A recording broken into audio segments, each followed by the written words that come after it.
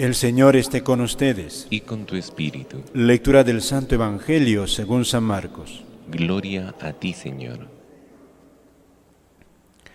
En aquel tiempo los discípulos de Juan y los fariseos estaban de ayuno. Vinieron unos y le preguntaron a Jesús: los discípulos de Juan y los discípulos de los fariseos ayunan, ¿por qué los tuyos no? Jesús les contestó: ¿es que pueden ayunar los amigos del novio mientras el novio está con ellos? Mientras tienen al novio con ellos no pueden ayunar. Llegará un día en que se lleven al novio, aquel día sí que ayunarán. Nadie le echa un remiendo de paño sin remojar a un manto pasado, porque la pieza tira del manto, lo nuevo de lo viejo, y deja un roto peor. Nadie echa vino nuevo en odres viejos, porque revienta los odres, y se pierde el vino y los odres. A vino nuevo, odres nuevos. Palabra del Señor. Gloria a ti, Señor Jesús. Amados hermanos, en nuestro Señor Jesucristo y María Santísima, nuestra Madre, hemos escuchado esta brevísima sentencia al final del Evangelio: a vino nuevo, odres nuevos.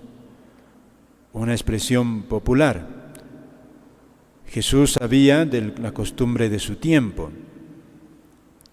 Es una zona de vino, y entonces, cuando tenían que guardar el vino nuevo, ellos sabían que no podían utilizar el envase, el odre ya usado, porque se iba a dañar y se perdía tanto el odre como también el vino. Lo mismo aquí, otra imagen que utiliza. Tienes un manto, ya está viejo, necesita remiendo. Entonces dice Jesús: no tiene sentido, si está ya viejo y ya, aunque necesite remiendos, si le pones un remiendo inadecuado, pues lo va a romper. Entonces no se puede. ¿Qué nos quiere decir con esto Jesucristo? Le han hecho una pregunta. Aquí está la respuesta a esta pregunta. Tus discípulos, ¿por qué no ayunan? Estos hombres son religiosos, los fariseos, los que preguntan a Jesús: ¿por qué tus discípulos no ayunan? Son hombres religiosos, son hombres que quieren a Dios, lo adoran, buscan a Dios. Y en el contexto que está el Evangelio, estos hombres tenían una idea de Dios. Recordemos que Jesucristo está en un ambiente judío, en una época concreta, y estos hombres tenían una idea de Dios. Y una idea, para el tiempo de Jesús, había una idea bastante confusa. Algunos, en tiempo de Jesucristo, tenían la idea de que el Mesías era un revolucionario, como Barrabás. Entonces querían ellos liberarse del yugo de Roma a la fuerza, por la violencia, y estaban esperando que el Mesías hiciese esa tarea. Y por otra parte, habían otro grupo que esperaban que el Mesías fuese como un nuevo rey David, un general, un jefe, al frente de ejércitos bien organizados, iba a dominar sobre todo en lo que era el pueblo de Israel y algunas naciones más. Es decir, tenían la perspectiva de un Mesías, o sea, el reino de Dios tenía que tener un contenido político, social, Es decir, el aspecto espiritual, el aspecto religioso, no lo tenían muy en cuenta, sino como una cáscara nada más. Una cáscara, un revestimiento, nada más. Por eso aquí estos hombres ciertamente ayunaban. Los fariseos hacían ayunos. Y como ven que los discípulos de Jesucristo no ayunan, le dicen, oye, ¿y por qué no ayunan? La gente religiosa tiene que ayunar por Dios. Pero también ellos tenían otras ideas, como les he dicho, ideas muy políticas del Mesías. Y Jesús da unas respuestas profundas. Cuando dice, los amigos del novio, no me voy a detener ahí, porque ahí va el mensaje hondo. Pero en esto que dice Jesús aquí, a vino nuevo, odres nuevos, les está respondiendo a estos hombres, les dice, miren, ustedes, con la actitud que tienen, no pueden entender mi mensaje. Es lo que dice. Ellos son odres viejos y la doctrina de Jesús es vino nuevo. La actitud de los fariseos es como un odre viejo, porque ellos esperan un Mesías político y la religiosidad para ellos es barniz, cáscara. Y Jesús dice, a mí no me van a entender. Lo que yo traigo es nuevo. Y la disposición para acoger mi palabra no la tienen ustedes. Estamos hablando no del pueblo judío en cuanto tal, sino de un grupo de personas que estaban, sobre todo eran los dirigentes del pueblo de Israel, que tenían una idea muy terrenal, muy temporal, muy política de Dios. Entonces Jesús le dice, mira, con ustedes yo no voy a entenderme. Y aquí podríamos preguntarle a Jesús, ¿cómo podemos ser odres nuevos? Porque si estos hombres estaban con una actitud política, temporalista, y la religiosidad era mera cáscara, y entonces son odres viejos que no pueden contener el vino nuevo que Él trae, que es su doctrina, ¿cómo es que podemos ser odres nuevos? Los odres nuevos no son los apóstoles, en este caso aquí todavía no, están muy flojos. Los odres nuevos son, ante todo, queridos hermanos, por ejemplo, ya aparece, la primera es la Virgen. María es el prototipo del odre nuevo. Cuando el ángel le anuncia, tu hijo va a ser rey y su reino no tendrá fin, María sabe que el reino de su hijo no es temporal. Por eso le acompaña 30 años de su vida en el silencio de Nazaret, sin hacer un solo milagro. Lo va a acompañar en toda su vida de predicador, pero a la sombra. Ella no busca protagonismo, ni busca tampoco que su hijo se suscite ejércitos que derroquen al Imperio Romano. María sobre todo aparece al pie de la cruz. Aparece al pie de la cruz junto a Jesucristo. Y no se derrumba. Dice la Biblia que María estaba de pie en la cruz, queridos hermanos, junto a la cruz. La Virgen María no se pone histérica, no se desespera, no maldice a nadie, como aquí la tenemos en la imagen del Señor de los Milagros. La Virgen llora, pero está de pie, con el alma destrozada, pero María sabe que su Hijo está instaurando su reino. Muere Cristo y María acompaña a los apóstoles para que esperen el Espíritu Santo. María, queridos hermanos, es el prototipo del odre nuevo. El reino de Dios, o sea, Jesucristo viene a traernos un reino que es distinto de los políticos. Y no solo la Virgen, también está Simeón, Ana la profetisa, el mismo San Juan Bautista, San José. Hay mucha gente que tenía esta actitud espiritual.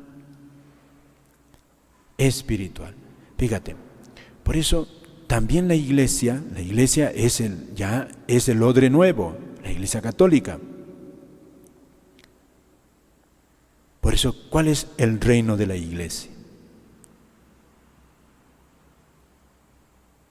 La iglesia no está asociada a ningún político, a ningún partido, a ningún poder económico. La iglesia, queridos hermanos, ante todo, la predicación de la iglesia, la vida de la iglesia, es una invitación a que desde la raíz de nuestro ser adoremos a Cristo. Adoremos. Porque quedarnos en una superficialidad, en una religiosidad superficial, no. Venir a misa, celebrar las fiestas de los santos, o rezar algunas cosas, o incluso rezar el rosario y confesarme de vez en cuando, eso no es, eso es la cáscara. La cáscara. Ante todo, fíjate, ¿cuál es la obra de Cristo? ¿Cuál es el reino? De una manera negativa, nos lo dice San Juan Bautista. El reino de Cristo es el Cordero de Dios que quita el pecado del mundo. O sea, Cristo ha venido a quitar el pecado de nuestras vidas. Si nosotros queremos vivir en pecado, ya no somos. Estaríamos quedándonos con la cáscara del reino de Cristo. El cristiano es un no al pecado. Así se hace parte de su reino. Y por otra parte, o sea, por eso mismo, cuando Jesús está en la cruz, ¿qué es la cruz? Los que esperaban de Jesucristo un reino superficial, le dicen, baja de la cruz y vamos a creer en ti. Sálvate. Es decir, para ellos, el reino de Cristo era una manifestación espectacular. Y Jesús no viene para eso. Jesús va a la muerte de cruz sabiendo que ese es el camino para nuestra salvación. Por eso va para eso. Cuando va a Jerusalén, le dice a los discípulos, 2 veces les va a decir, subimos a Jerusalén y allí voy a ser entregado a las autoridades. Me van a escupir, me van a azotar y me van a crucificar, pero resucitaré a los 3 días. Él sabía que será su destino. Y lo hace, fíjate, de este aspecto negativo, por este aspecto negativo, librarnos del pecado de original y de todos nuestros pecados. Y en sentido positivo, fíjate, al liberarnos de nuestros pecados, ¿qué nos está manifestando? Lo que el mismo Jesús dirá, tanto amó Dios al mundo que le entregó a su Hijo único. Fíjate cuánto Dios nos ama, que para liberarnos de nuestros pecados nos ha dado así a su Hijo. Un padre que le cuesta a su Hijo así, destrozado en la cruz por nosotros. Porque nos ama Dios. Sacrifica el Padre Eterno al hermano mayor que es Cristo por salvar a los hermanos menores, que somos nosotros. y hacernos vivir en la iglesia. Por eso fíjate, el odre nuevo que tiene la Virgen María, que tiene San Juan Bautista, que tiene Simeón, el anciano Simeón, Ana la profetisa, y lo tendrán los apóstoles después de Pentecostés, ¿cuál es? Esto, a apropiarse esta salvación. Corresponder a este amor de Dios en nuestras vidas. Haya éxito externo, no haya éxito externo. Haya éxito económico, no haya éxito económico. Haya salud, no haya salud. Eso no es lo que busca el cristiano, ni lo que nos ha ofrecido Jesucristo. Hoy la tentación, queridos hermanos, es que el reino de Dios nos produzca éxitos temporales, como el demonio, cuando Jesús en el desierto, di a estas piedras que se conviertan en pan. Tentación que nos pone el demonio, es decir, Jesucristo, te venimos a rezar, te venimos a pedir Virgencita de Chapi, es la tentación para que me des salud, me des trabajo, me des prosperidad, me des todo. Y si no me das, me enojo contigo.